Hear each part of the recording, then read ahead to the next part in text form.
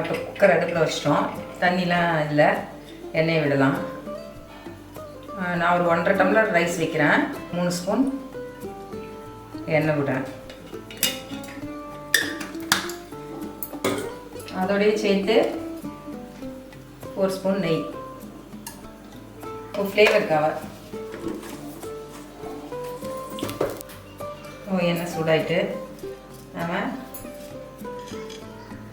ஒரு 2 துண்டு பட்டை, பிரிஞ்சி இலை,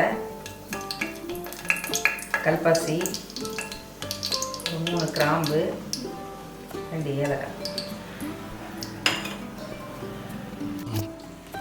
இப்போ இந்த கிராம்புலாம் வெடிச்சிச்சு.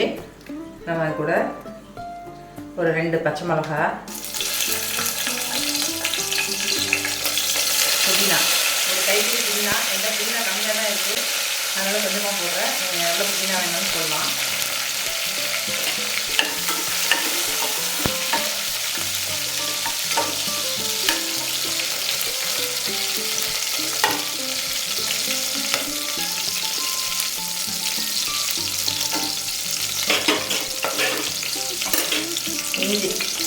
இஞ்சி பூண்டு பேஸ்ட்டு 1 ஸ்பூனு.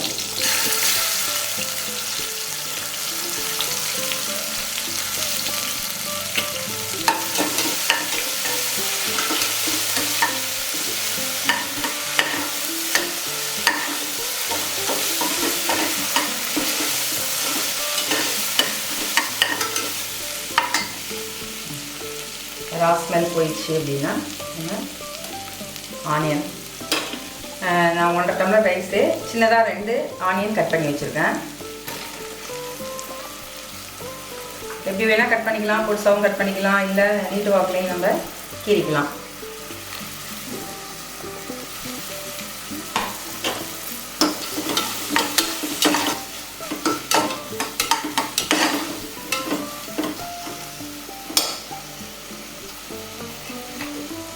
இந்த ரைஸ்க்கு தேவையான உப்பையும் நான் ஆட் பண்ணிடுறேன்.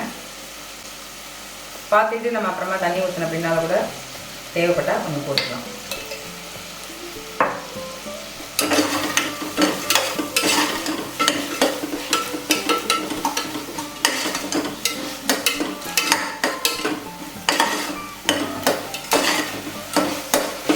இப்போ வெங்காயம் வதங்கிட்டு ஒரு 2 சின்ன கரண்டி, ஒரு டேபிள் ஸ்பூன், 2 டேபிள் ஸ்பூன் தயிர்,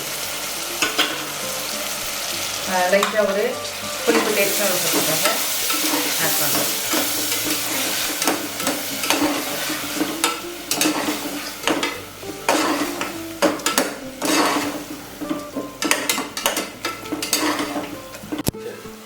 இப்போ நமக்கு எல்லாம் கொஞ்சம் வதங்கிடுச்சு.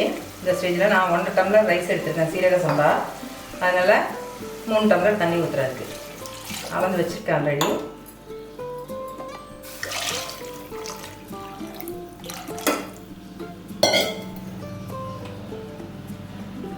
தண்ணி கொதிச்சோன்னே ரைஸ் போட்டுக்குவோம், மூடி வைப்போம்.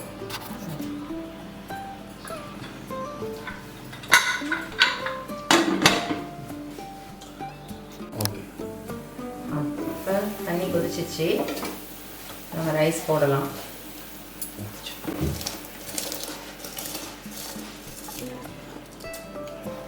நான் ரைஸ் ஊரெல்லாம் வைக்கல, சும்மா 2 வாஷ் பண்ணிட்டு தான், 2 டைம் வாஷ் பண்ணிட்டு போடுறேன்.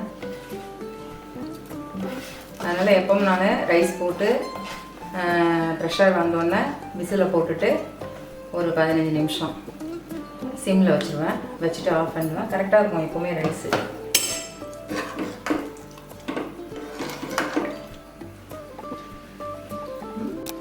இப்போ வந்து நம்ம உப்பு சரியாக இருக்கா அப்படின்னு பார்த்துக்கலாம். இதுக்கு வந்து நம்ம பிரியாணி மாதிரி உப்பு கரெக்டாக போட தேவையில்லை.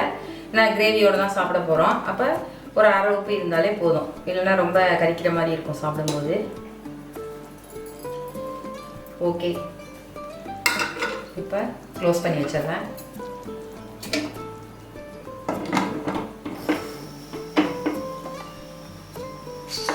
வெயிட் போட்டுறேன், அடுத்து சிம் பண்ணிடுறேன். ஒரு 15 மினிட்ஸ் கழிச்சு ஆஃப் பண்ணிக்கலாம். ஓகே, இப்போ ப்ரெஷர் போயிடுச்சு. ஓப்பன் பண்ணலாம்.